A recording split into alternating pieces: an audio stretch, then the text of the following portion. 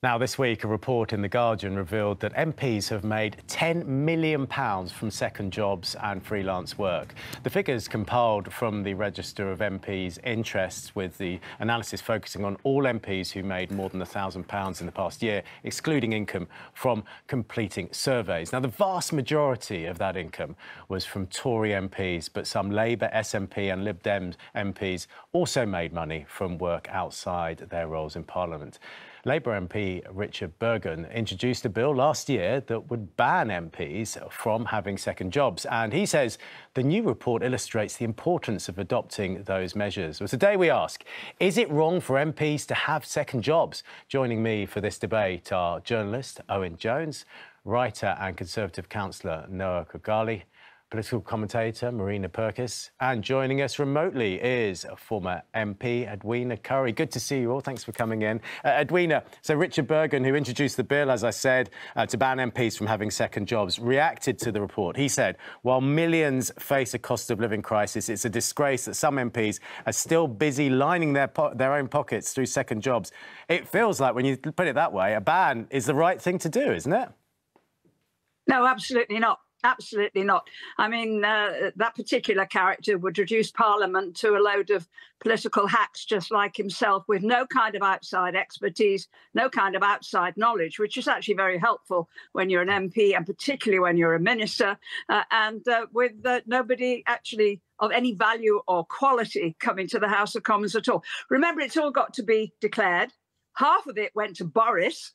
The previous year, the leader was Theresa May. They get paid for making big speeches around the world on great issues, and good luck to them doing that. I think it's fine as long as it doesn't interfere with their work in Parliament, which is why I've always said that they shouldn't be going to the Australian jungle for I'm a celebrity while they are still sitting MPs. Yeah. Apart from that, I'm relaxed. OK. So it's sort of fine as long as they declare it. I mean, think about it. If you want the best, the brightest minds, which we do, don't we, running the country, it's a big job. We need to pay them well, and we need to allow them to have second jobs. Well, MPs in the top 5% comfortably for earners, and that's not including ministers who get a lot more than that. Of course we need MPs from a broad range of backgrounds. It's very unfair. Richard Burgon there, I have to say, he's a former employment lawyer. Maybe representing workers being screwed over by bosses isn't exactly Edwina's idea of a useful contribution to society. I think many would differ. The problem is actually, you know, if you look at Parliament, it is overrepresented in terms of people from private business, the private sector. I'd prefer us to have more nurses, for example, or people who know what it's like to struggle. The fact that MPs are paid so much means they don't often understand the everyday struggles of their constituents. But they could get a job elsewhere in business or other areas, law, and learn so much more. Well, so we're not getting the best. Firstly, it's a service, not a job, being an MP, and they should be representing their constituents. And actually, hard-working MPs of all stripes should rightfully resent colleagues who are spending their time instead of representing their constituents doing that. But the other thing, just quickly, is, to be honest, this revolving door is dangerous. You end up with defence ministers, for example, who end up working for defence firms they handed contracts to when they were in office. You end up with people representing private healthcare firms, and then they argue for privatisation of the National Health Service. It's a way of private companies getting MPs to represent their interests at the expense of democracy. No, that's deal with those 2 points. It's a service. You know, it's a vocation rather than a job where you earn loads of money, and this conflict of interest. I mean, it does invite those situations where you just think, hang on, that doesn't seem right. Yeah, and look, absolutely. At the end of the day, what we need is lots of transparency and lots of scrutiny, which is why this debate in and of itself is quite important.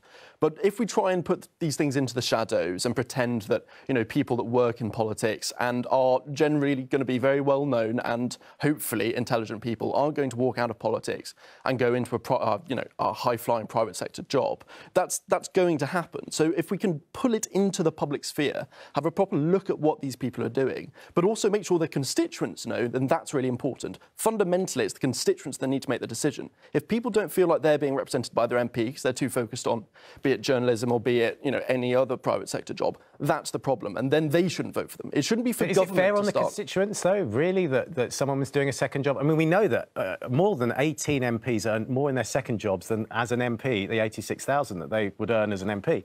I mean, if anybody doing that would think, well, I'm going to focus on the job where I'm earning more money, But if the voters don't want somebody that's going to do that, then don't vote for them. It shouldn't be then for, Downing Street or, the government to start deciding that kind of thing. That's up to the electorate. Marina, it's none of our business, really, what people do, the second jobs, is it? No, I think it is our business. I think it's slightly nuanced, though. I wouldn't put a blanket ban in place, but I think there needs to be real checks and balances in terms of, one, the service level that people are giving to their constituents. Like, Boris Johnson missed 187 Commons votes while he was off in the US making £4 million doing, speeches.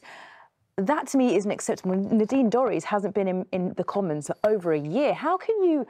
In what other job is that acceptable? But my main point, which I think is, if we're going to allow second jobs, and I think that's fine, I think there needs to be real due diligence, because a single bit of a sniff of a conflict of interest should be absolutely closed down. Look at Owen Paterson. You shouldn't be able to lobby. You shouldn't be able to be a consultant for someone who's paying you, and then you lobby for them to get a massive contract. It turns MPs into lobbyists having a second job. That's the point. You get private companies who have their people, essentially, in Parliament bought for and on their payroll. That's what happens. I mean, I wouldn't ban all second jobs. I think public-spirited occupation. So I think, for example, there's one MP I know who works as a doctor, and that is a way of linking MPs to the public services that they partly exist to vote on, to fund, that's one of their main jobs, and I think that can be useful. Yeah. And when it's making profit, when it's making money for private companies, that's where I draw the line. It's interesting because we've all got our jobs that we would accept, and you're all saying, oh, well, I'd accept this and I wouldn't accept that. Edwina... Public service is one thing. So, Edwina... let's just bring constituents and you start representing your employer. Two points.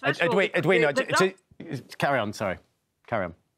The doctor who works, the MP who is a doctor is a Tory. That's Daniel Poulter. No, I was talking about and I agree with Owen about that, okay. that those roles are important. But in fact, lobbying is banned anyway. It's against the rules, and they shouldn't be doing it. You cannot be a lobbyist to members of Parliament and a member of Parliament. That's why Owen Paterson was so sanctioned in the House of Commons. As for Boris, he's going. As for Nadine, she's going. Don't worry about them. It's actually the expertise that we need in the House of Commons. And I'm not surprised in the least that Owen is not knowledgeable about business, because I don't think anybody in business would regard business stronger. Edwina, let me just... Edwina, let me put these jobs to you then. So we're saying some of these jobs are fine. Lobbying, not allowed. What about David Lammy making a reported £90,000 for presenting and public speaking engagements? Jacob Rees-Mogg, reportedly £30,000 a month for his TV career.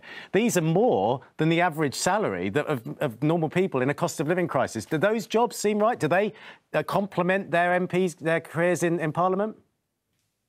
Well, these are not normal people. Even David Lammy, very special guy in many ways.